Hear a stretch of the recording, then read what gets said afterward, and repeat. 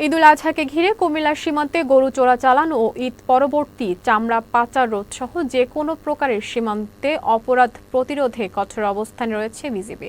শুক্রবার সকালে কুমিল্লা আদর্শ সদর উপজেলার বিবির বাজার সীমান্ত এলাকা পরিদর্শন শেষে এসব কথা বলেন Comilla sector commander colonel Rezaul Kabir. তিনি জানান, চোরাচালান প্রতিরোধে বিজিবির সতর্ক সর্বোচ্চ অবস্থানে রয়েছে। কোরবানির সময় পশুর চামড়া যেন দেশের বাইরে পাচার না হয় সেজন্য সীমান্তে জুড়ে বসানো হয়েছে টহল ও গোয়েন্দা নজরদারি।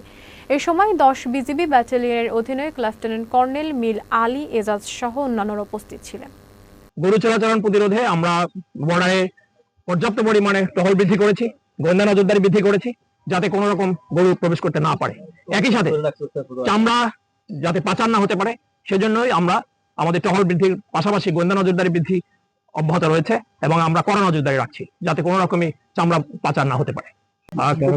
কুমিল্লা এই বিজিবি 10 বিজিবির এলাকা দিয়ে 13 জন পুশিং হয়েছে এবং 6 জেলা সকলকেই আমরা আইনি প্রক্রিয়া অনুসরণ করে তাদের যথাযথ ব্যবস্থা নিয়েছি।